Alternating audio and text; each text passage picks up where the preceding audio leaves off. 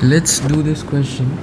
तो सवाल में कहा है कि एक सेट है 1 to 6 है ना। अच्छा, मान लो S जितने भी रिलेशन हम बना सकते हैं उन सबको एक सेट के अंदर रख दिया गया X। अच्छा, और वो जो रिलेशन है ना इन दोनों प्रॉपर्टीज़ को सेटिस्फाई करेंगे। कौन सी प्रॉपर्टीज़? पहला, number of elements in R must be equal to 6, पहला हो गया ना। और सेकंड प्रॉपर्टी कि अगर ऐसा है तो ऐसा है, यानी कि मान लो रिलेशन में 1,4 आ सकता है तो हाँ आ सकता है, 1,2 आ सकता है नहीं। अच्छा, अभी x पे तो ध्यान मत दो, x तो किसी काम का है नहीं, अभी रिलेशन से मतलब है। अच्छा, ये समझ आ गया ना कि पहला कि भाई कोई भी रिलेशन होगा उसमें 6 ऑर्डर्ड पेयर्स आने चाहिए। जैसे R लिखा तो उसमें 1 2 3 4 5 6 ऑर्डर्ड पेयर्स, ना ज़्यादा ना कम, 6 ऑर्डर्ड पेयर्स। और दूसरी ये प्रॉपर्टी, चलो ठीक है। अच्छा, हमें ना number of elements in X निकालना है पहले, तो देखते क्या होता है। तो मैंने कहा कि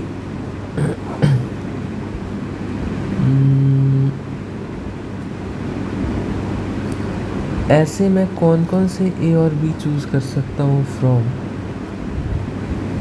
S कि इनका डिफरेंस 2 या 2 से बड़ा है। तो मैंने कहा कि मान लो मैं 1 उठाता हूँ, ठीक है। अच्छा, A, B चूज़ करूँगा ना तो इसमें A के साथ क्या क्या रख सकता हूँ वो लिख रहा हूँ। जैसे मैं 1 लेता हूँ तो मैं 1 के साथ क्या क्या रख सकता हूँ, तो 1,3 आ सकता है, 1,4 आ सकता है, 1,5 आ सकता है, 1,6 आ सकता है। ठीक है, देखो ये और ये डिफरेंस 2 या 2 से ज़्यादा है। अच्छा, जब 2 सेलेक्ट करूँगा तो सिर्फ अभी ये और ये रख सकता हूँ, 2 या 2 से ज़्यादा डिफरेंस।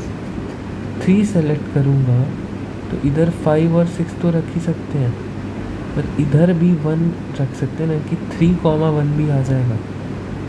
उसी तरह 4,6 तो आएगा ही, 4,2 और 4,1 भी आ जाएगा। इसी तरह 5,3 आएगा, 5,2, 5,1 और 6 के साथ सारे लेफ़्ट वाले जितने हैं 4, 3, 2, 1 वो आएंगे। तो एक बार लिख लेते हैं, ठीक है, कि 2 के साथ क्या क्या आ सकता है। 2 के साथ 4, 5 और 6 आ सकता है। 3 के साथ मुझे लगता है 5 आ सकता है, नहीं 3 के साथ 1 आ सकता है, 5 आ सकता है, 6 आ सकता है। अच्छा, 4 के साथ क्या आ सकता है, तो 4 के साथ आ सकता है 1, 2 एंड 6।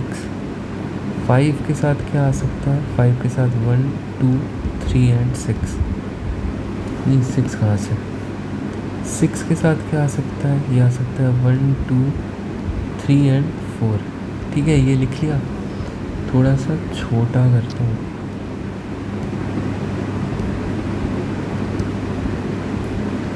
तो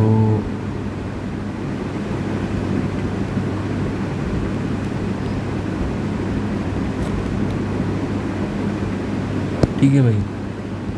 चलो, मतलब मैंने ये कहा ना कि A, B में A को लेफ़्ट साइड लिख दिया तो B क्या क्या आ सकता है उसकी पॉसिबिलिटी सारी। अच्छा जी, बहुत बढ़िया।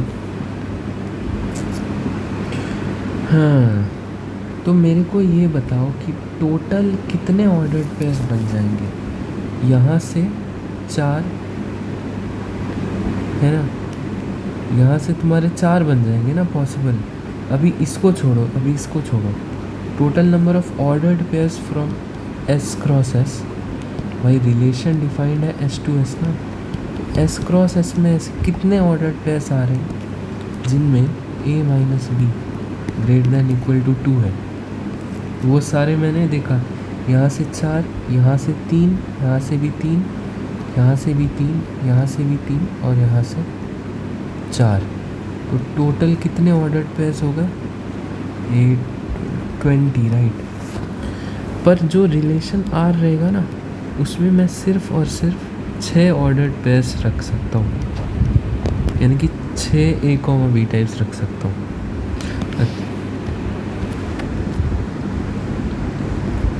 तो क्योंकि आर के अंदर 6 ऑर्डर्ड पेयर्स रख सकते हैं, तो ये जो 20 ऑर्डर्ड पेयर्स है ना, वो सारे ऑर्डर्ड पेयर्स निकाल लिए मैंने एस क्रॉस एस में, जो ये फॉलो कर रहे हैं। इनमें से कोई भी 6 सेलेक्ट करने के कितने तरीके? 26 वेज है ना, यानी कि जो number of all possible relations हैं वो हो जाएगा 26। ये भाई x क्या था? x था set of all relation r, ठीक है, set of all relation r। तो वही मैंने number of all possible relation 26 बोला। तो इसका आंसर तो तुम्हारा क्या हो गया? इसका आंसर हो गया 26। अच्छा ठीक है, तो ये मैं मिटा दूँ। नेक्स्ट आओ, लेट y बराबर this range of R exactly 1 element, ठीक है।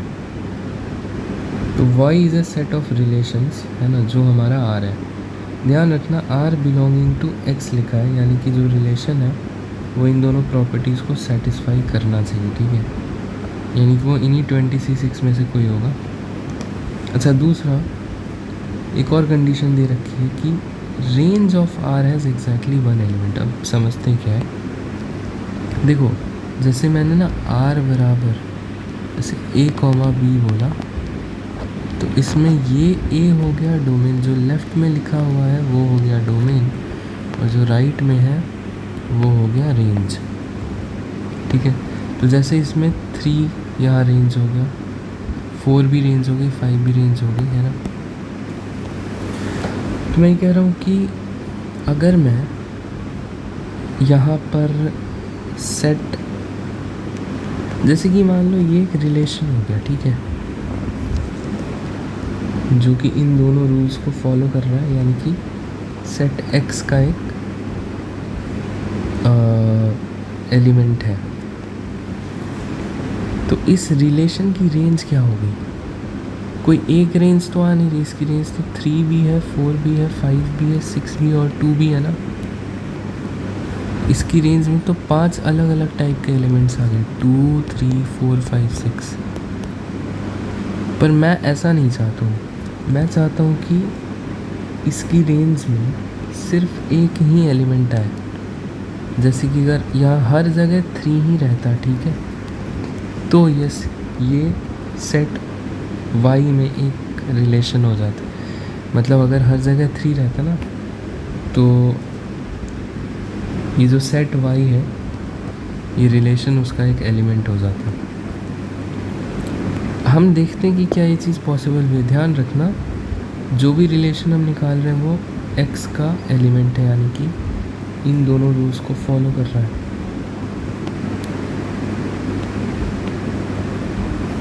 अब तुम देखो कि अगर मैं रेंज को मान लो 1 बोल दूँ, तो हम 4 ही बना सकते हैं ना, 3, 1, 4, 1, 5, 1, 6, 1। इसके बाद अगर मुझे कुछ चाहिए तो 7, 1 तो लिख नहीं सकते, क्योंकि 7 तो अवेलेबल ही नहीं है सेट S में। तो मेरे को मजबूरी में, अगर, क्योंकि रिलेशन जो भी बनाएंगे उसमें 6 एलिमेंट होने चाहिए, तो हमें 2 और एलिमेंट्स तो चाहिए, तो कोई ना कोई 2 और तो लिखना ही पड़ेगा। तो जैसे ही हमने बढ़ाया तो रेंज बदल गई, यहाँ 1, 1, 1, 1 आ रहा था, पर यहाँ 4, 2 भी आ गया है ना।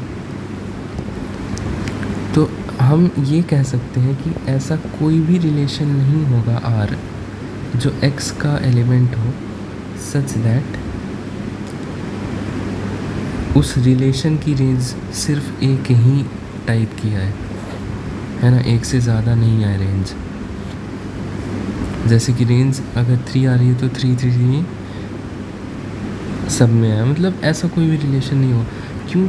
क्योंकि आर में तो 6 एलिमेंट्स होने चाहिए, पर हम मैक्सिमम ऐसे 4 ही ऑर्डर्ड पेयर्स बना पा रहे हैं जिसमें बी सेम है। तो एन वाई कितना हो गया? 0। अच्छा, एन वाई कितना हो गया? 0। अब बात करते हैं z की। तो भाई z दिया है कि again r belongs to x, यानी कि अगेन इन दोनों प्रॉपर्टीज़ को सेटिस्फाई कर रहा है, यानी कि इन 26x में से ही कोई एक होगा। चलो ठीक है। दूसरा है r is a function from s to s। ओह, इसका मतलब कि अच्छा फंक्शन क्या होता है ये तो पता है, तो ये तो बेसिक्स है ना कि अगर यहाँ पर मैंने कुछ लिखा 1 2 3 4 5 6, ये सी दोनों सेट S है, तो एक पॉइंट से 2 एरोज नहीं जा सकते, पर 2 अलग अलग पॉइंट से सेम जगह एरो तो जा सकता है। ये होता है ना फंक्शन का मतलब। ऑल्सो इसको हम डोमेन कहते हैं, तो डोमेन में से हर एक से कोई ना कोई एरो निकलना चाहिए, ठीक है, कोई भी छोड़ नहीं सकते। अब इसने कहा कि R is a function from S to S, यानी कि एक फंक्शन मैं बनाकर दिखाता हूँ, जैसे कि ये लिए। अच्छा ध्यान रखना, फंक्शन बना रहे हो ना तो एक तो ये होना चाहिए और 6 एलिमेंट्स होने चाहिए एग्जैक्टली। तो 1 को 1 से तो नहीं जोड़ सकते, 1 को मान लो 3 से जोड़ दिया, 2 को 4 से जोड़ दिया, इसको इससे जोड़ दो, इसको इससे जोड़ दो, कोई 2 और एलिमेंट ले लो, है ना। अब 4 को 1 से नहीं जोड़ सकते क्योंकि फंक्शन नहीं रहा ना। फिर 5 को जोड़ दो 1 से, और 6 को जोड़ दो मान लो 3 से, है ना। तो 6 एलिमेंट आ गए, सारा का सारा हमने यूज़ कर लिया, 6 एलिमेंट आ गए। और एलिमेंट्स भी ऐसे लिए कि mod a minus B greater than equal to 2 है। अच्छा, तो ये एक फंक्शन हो गया। ऐसे ही काफ़ी सारे फंक्शंस बनेंगे हमारे पास, नहीं। अब ज़रा यहाँ ध्यान से देखना, ठीक है। जो डोमेन था हमारा वो तो यही था ना, 1 2 3 4 5 6, इसमें तो सब कुछ लेना ही पड़ेगा, है ना। अब मैं कह रहा हूँ कि 1 के साथ 3 आ गया तो तुम 1 के साथ 4 नहीं रख सकते हो, क्योंकि एक फंक्शन है। तो एक मैंने क्या कहा, 1 के साथ और कुछ नहीं आ सकता, सॉरी, जैसे 1 के साथ 4, क्योंकि एक पॉइंट से 2 एरोज नहीं निकलने। तो इन चारों में से तुम कोई एक ही सेलेक्ट कर सकते हो 1 के साथ रखने के लिए, है ना। फिर इन तीनों में से कोई एक सेलेक्ट कर सकते हो, इसी तरह सब में से एक एक ही सेलेक्ट कर सकते हो। तो इसमें तुम्हारे कितने तरीके आ गए, 4C1, है ना। और ये भी नहीं कि किसी को छोड़ दें, तो सबको सेलेक्ट करना ही है, यानी कि 1 के साथ भी कुछ होना ही चाहिए, 2 के साथ भी कुछ होना ही चाहिए, 3 के साथ भी, 4 के साथ भी, 5 के साथ भी, 6 के साथ भी। तो यहाँ 4C1 तरीके, यहाँ 3C1 तरीके, यहाँ पर भी कोई एक ही सेलेक्ट कर सकते हैं ना।